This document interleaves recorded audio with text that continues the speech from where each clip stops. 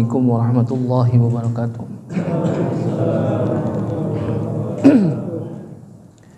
Al-Fatihah biniyatil qabul wa tamami kulli sulin wa ma'mul wa salahi sya'ni zahiran wa batinan wa bi anna Allah yaftahu alaina futuhal arifin wa yufaqihna fid din wa yarzuquna kamal ikhlasi wal yakin. Thumma ila hadrati al-muallif hadzal kitab As-Sayyid Ahmad Al-Hashimi wa ala jami' usadina wa masyayikhina wa liwalidina wa li jami'il mu'minin wal mu'minat wal muslimin wal muslimat wa ila hadratin Nabi Muhammadin Mustafa Rasulillah sallallahu alaihi wasallam. Al-Fatihah. A'udzu billahi minasyaitonir rajim. Bismillahirrahmanirrahim.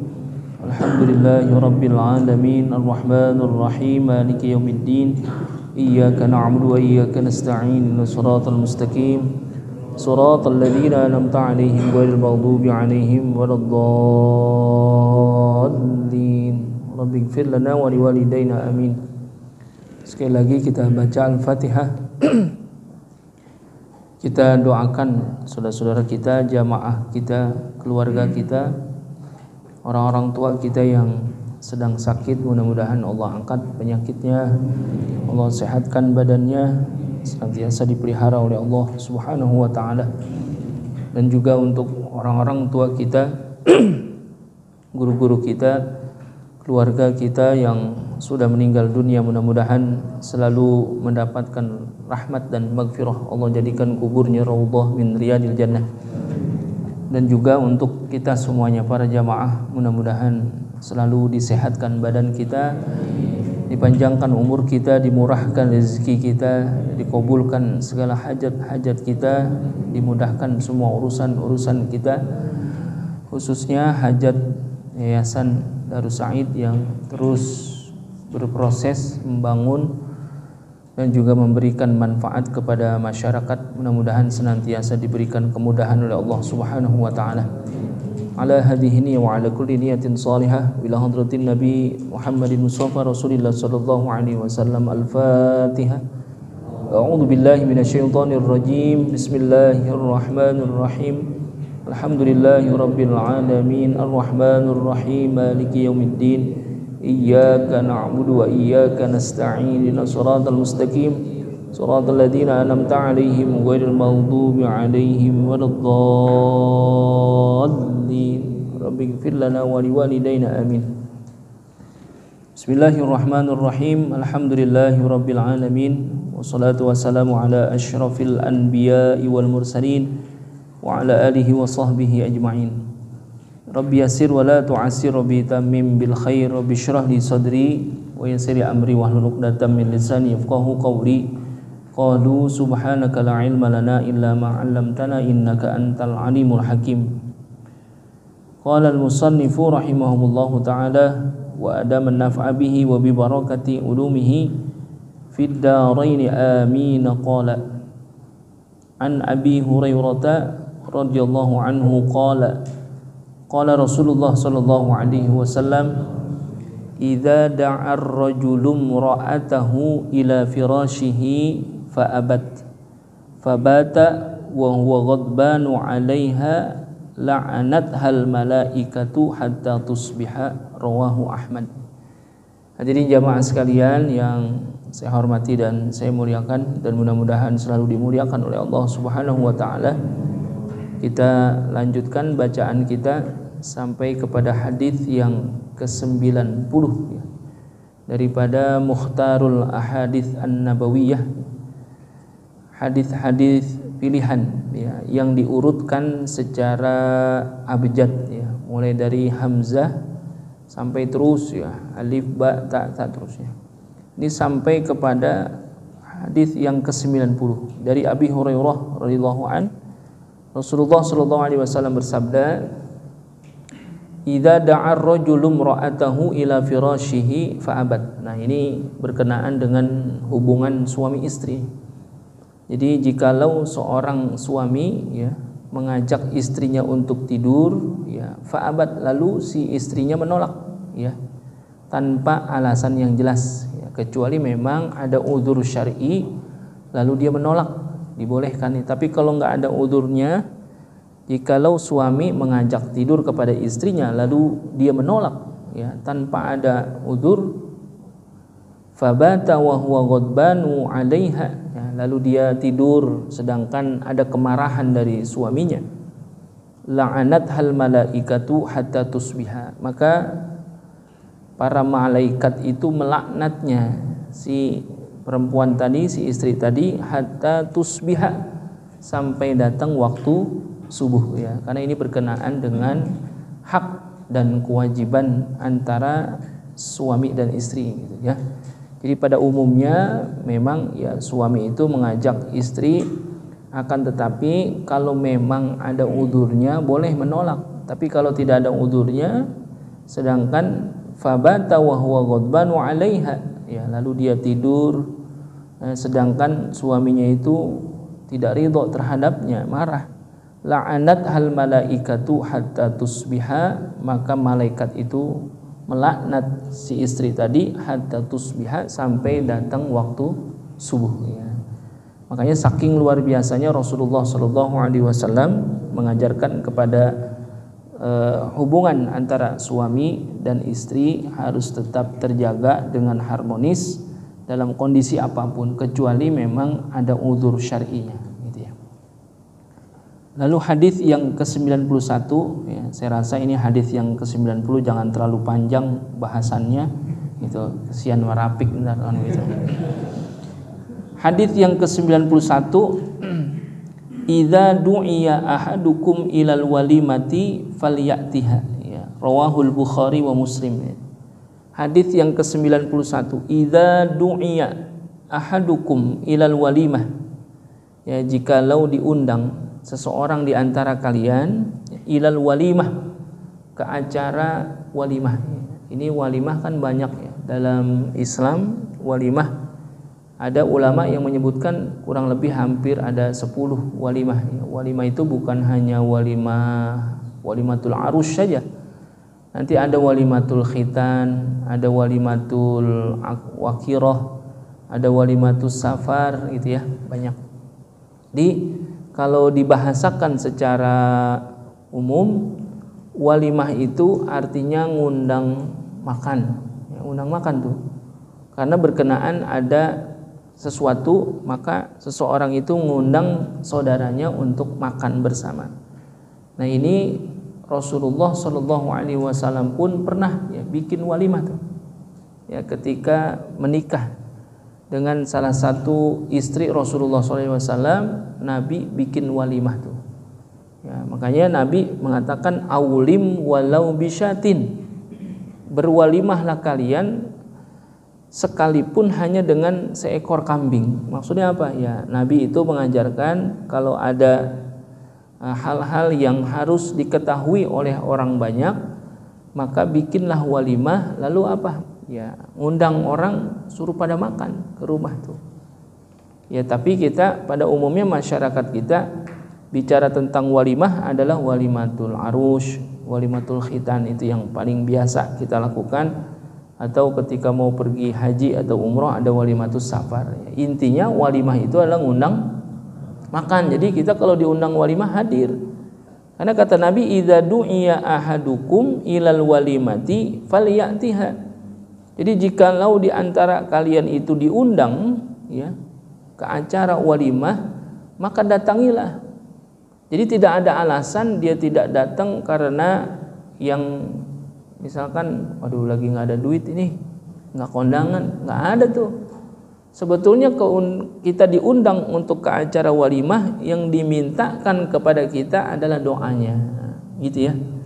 Jadi kalau kita datang ke walimah, makanya ini tradisi masyarakat kita yang masih pakai istilah keutangan itu harus dihapus, ya. Nggak ada istilah keutangan, gitu. Namanya juga sedekah. Kalau sedekah berarti apa? Ya bukan utang. Ini kan masyarakat kita masih begitu, ya. Aduh, saya keutangan ini masih dulu dia kondangan sama saya sekian ratus ribu. Nah, berarti itu bahaya kalau kayak begitu. Berarti kita punya utang dong. Kalau ada orang yang kondangan sama kita banyak, kalau itu menjadi hutang bagaimana? Kita harus balikin. Wow, makanya harus dihilangin tuh tradisi itu.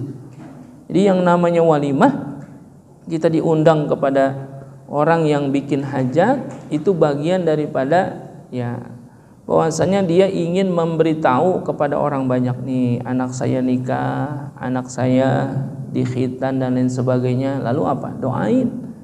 Itu jadi jangan ada istilah keutangan. Ini harus dihilangin itu. Tradisi masyarakat kita masih banyak yang pakai istilah keutangan. Ya, walimah itu bagian daripada bersyukurnya kepada Allah Subhanahu wa taala. Lalu dia ngundang saudaranya datang, ngapain? Makan itu. Makanya kita kalau datang ke acara walimah, ya biasanya kalau sekarang mah udah enggak kali. Kalau dulu iya, kita datang ke acara walimah, ya kalau janur udah pasti ada janur ya. Masih ada nggak janur? Ada. Itu janur juga mesti dipelihara tuh, mesti kita tradisikan janur, karena janur itu yang bikin adalah ulama tuh. Ya, jadi jangan salah, janur itu yang bikin ulama. Janur itu asal katanya dari ja'a nur, ya, ja'an nur. Ja'a itu datang, nur itu cahaya. Jadi orang kalau bikin acara walimah lalu ditandai dengan apa? Ya, bikin janur. Janur itu arti pertanda bahwasanya di situ dibikin walimah. Karena apa? Ketika dibikin walimah maka akan datang tamu yang banyak. Ya, ketika tamu datang banyak saudaranya, lalu dia mendoakan, berarti datang apa? Cahaya. Makanya dipanggil dengan istilah janur. Ya, jadi bahasa kita tuh, ya asalnya bahasa Arab. Ulama-ulama kita yang ngasih tahu tuh, yang ngasih nama adalah ja'an nur, datanglah cahaya. Makanya kita kalau datang ke rumah orang yang bikin walimah, kalau dulu mah pasti ada tulisan itu selamat datang para tamu. Sekarang mah udah nggak ada kali ya, udah nggak pakai dah kan gitu. Sekarang mah udah canggih, mungkin pakai running text gitu ya. Ada juga tapi pakai running text ya. Selamat datang para tamu, ahlan wa sahlan bikudumikum, ya, selamat datang atas kehadiran para tamu. Karena memang kita diundang. Ya, makanya ada ulama yang berpendapat kalau kita datang ke tempat walimah sedangkan kita tidak diundang, lalu kita ngikut makan, ada ulama yang berpendapat nggak boleh, itu haram makanannya, karena kita nggak diundang, gitu ya. Makanya kalau ada undangan gitu, ya siapa namanya, Ropik dan istri, ya, pasti bohong itu. Ya, kalau ada yang undang itu Ropik dan istri, itu pasti bohong, fitnah itu. Ya, karena belum ada istrinya, kan gitu. Jadi kalau misalkan diundang dengan istri, kita ngajak istri, halal itu jadinya. Tapi kalau diundang nama kita doang, istri kagak, khawatir. Kalau kata ulama, berarti undangannya timbang satu. Itu. Makanya hati-hati itu. Ya kalau dulu anak muda kan begitu. Kalau lapar, ya beli amplop kosong kan gitu. Pura-pura ada kondangan ngikut makan. Kata pengantin perempuan, jangan-jangan ini temen laki gua kali kan gitu. Kata pengantin lakinya, ini jangan-jangan temen bini gua kali. Padahal bukan dua-duanya, itu nyari kesempatan makan. Jadi kalau diundang itu datanglah kita. Ya karena emang yang diharapkan dari kita adalah doanya itu sebetulnya. Selamat datang para tamu, masuk dah. Kalau dulu pasti ada tulisan di mejanya, selamat menikmati, suruh pada makan. Karena mau nggak ada tulisannya, mau udah ketahuan ada nasi di situ, udah pasti suruh makan kan gitu. Ntar di ujung ada tulisannya lagi, mohon 200.000 kan gitu ya. Mohon 200.000. Waduh, gede juga nih kondangan 200.000. Nah, padahal tulisannya apa? Mohon doa restu. Jadi yang diharapkan oleh tuan rumah apa? Doanya. Makanya ketika kita diundang, datang dah. Walaupun kagak punya duit, itu mah adatnya saja ngasih uang. Kehadiran kita untuk mendoakan itu lebih utama. Makanya idza du'iya ahadukum ilal walimati falyatiha, datanglah kita. Oh, diundang walimah datang. Makanya orang kalau mau bikin acara walimah jangan nyari untung. Ya kadang-kadang kan orang bikin walimah nyari untung. Karena nyari untung jadinya apa? Ya keutangan lah apa. Itu jangan. Makanya orang kita nyebut walimah itu apa? Sedekah. Siapa yang sedekah itu? Masang pelampang. Nah, itu maksudnya apa? Orang yang lagi bikin walimah itu lagi ngapain? Lagi sedekah, lagi sedekah, ngajak orang makan gitu ya. Secara umum begitu. Makanya kita kalau diundang, ya makanya salah satu kewajiban kita terhadap muslim yang lain adalah ketika kita diundang maka datanglah, kecuali memang ada udzur syar'i yang ketika itu kita tidak bisa hadir dalam acara itu, ya itu dibolehkan. Itu. Tapi ada juga orang-orang tua kita ya yang ketika hadir di acara walimah dilihat dulu walimahnya. Itu. Ini saking ihtiyatnya ya. Saking ihtiyatnya ya, salah satu guru kita kalau ada walimah lalu di acara walimah itu ada dangdutnya kagak mau turun dia. Ya nggak mau turun. Yang bikin hajat dipanggil, panggil. Ya udah dia kondangan, maaf ya saya nggak turun. Saking apanya tuh? Ya mungkin kalau beliau saking berihtiyatnya, beda makomnya sama kita kan gitu. Kalau kita mah ya kondangan justru nyari apanya? Nyari hiburannya gitu. Ada omanya nggak nih? Ada di mana? Di kaset katanya. Oh iya dah gitu. Jadi intinya adalah jikalau kita diundang ya, idza du'iya ahadukum ilal walimah, ke acara walimah, maka apa? Falyatiha. Ya, datengin tuh. Ya. Walaupun kehadiran kita juga ya enggak membawa apa-apa misalkan. Ya, tapi pada keadatannya emang kita pada bawa tuh. Bahkan kalau orang dulu ya kondangan datang pada bawa baskom.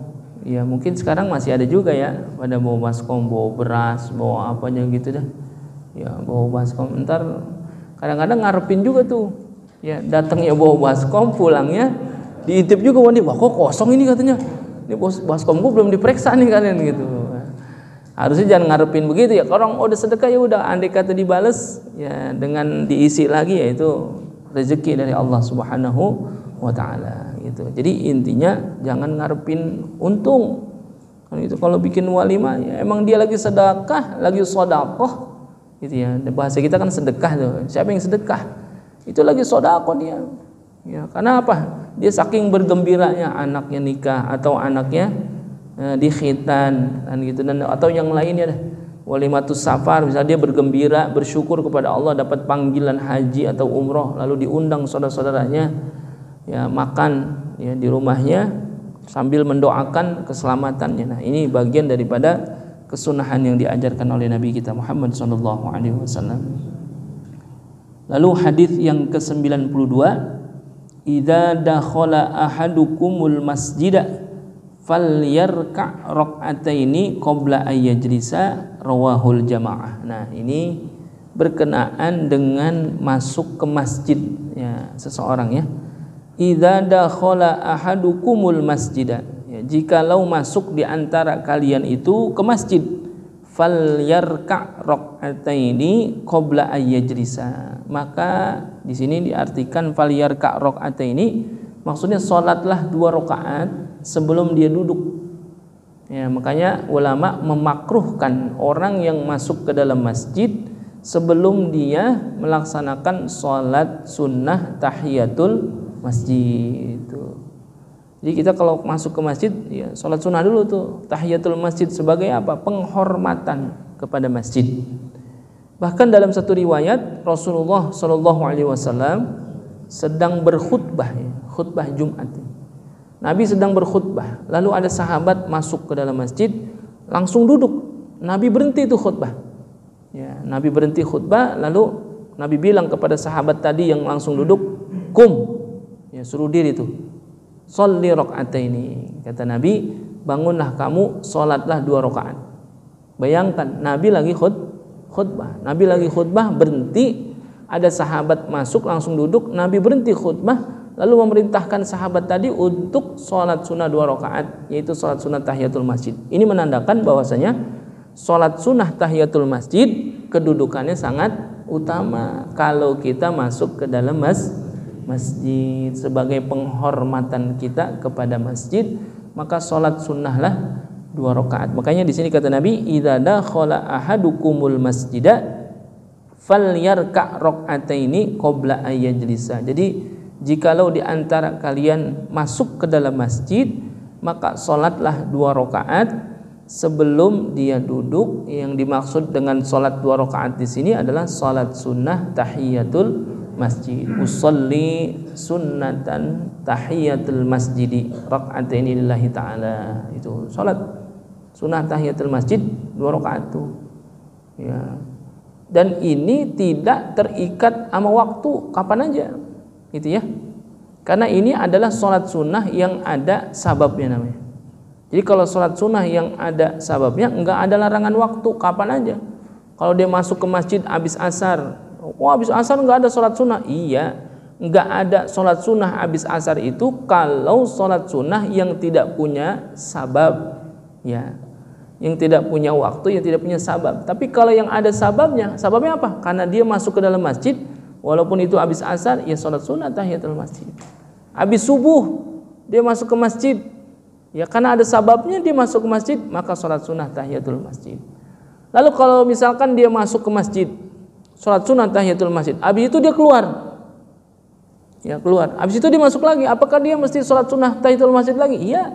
Karena dia udah keluar dari batas masjid, maksudnya keluarnya udah keluar dari batas masjid, maka dia tetap ketika dia masuk untuk sebagian daripada penghormatannya kepada masjid, maka dia tetap untuk melaksanakan salat sunnah tahiyatul masjid. Ini saking pentingnya, saking utamanya, karena dia masuk ke dalam rumah Allah mesti memberikan tahiyah, penghormatan. Lalu bagaimana kalau dia masuknya ke Masjidil Haram? Ya, kalau masuknya ke dalam Masjidil Haram, afdolnya itu adalah tawaf. Afdolnya nih. Jadi setiap kita masuk ke dalam Masjidil Haram, afdolnya tawaf sunnah tuh. Tawaf sunnah dalam rangka apa? Menghormati Masjidil Haram jikalau dia bisa. Tapi kalau enggak, tahiyatul masjid boleh. Tapi afdolnya adalah tawaf. Tawaf sunnah, tapi bukan tawaf dalam rangkaian pekerjaan umroh atau dalam rangkaian pekerjaan haji. Tapi tawafnya adalah tawaf sunnah dalam rangka menghormati Masjidil Haram, gitu. Tawaf itu sunnah, gitu ya. Itu termasuk di dalam hal yang sunnah. Jadi kalau ada pertanyaan dia nggak sempat untuk melaksanakan sholat sunnah tahiyatul masjid misalkan, ya karena waktunya udah sempit, dia masuk ke masjid, dia lihat jam digital sudah menunjukkan sekitar setengah menit lagi iqomah. Nah, itu kan jam digital bagus juga tuh untuk menunjukkan, untuk menertibkan. Karena kalau nggak ada tanda kapan berapa menit lagi mau iqomah, orang nanti akan masuk ke masjid, ya harusnya udah mau qomat, dia sholat sunnah, nanti yang mau qomat kagak jadi menghormati yang sholat, ntar masuk lagi lah kagak qomat kan gitu. Makanya jam digital bagus itu, menunjukkan waktu kapan iqomah, misalkan tinggal setengah menit lagi kita masuk. Mustahil sholat sunnah 2 rakaat setengah menit, mustahil kan, kecuali ngebut pakai ngebut ya. Kalau nggak begitu nggak mungkin, ya udah, makanya diganti dengan zikir boleh, subhanallah walhamdulillah wala ilaha illallah wallahu akbar wala haula wala quwata illa billahil aliyil azim. 7 kali itu untuk mengganti daripada sholat sunnah tahiyatul masjid, dibolehkan begitu ya. Mudah-mudahan ada manfaatnya. Wallahu subhanahu wa ta'ala a'lam.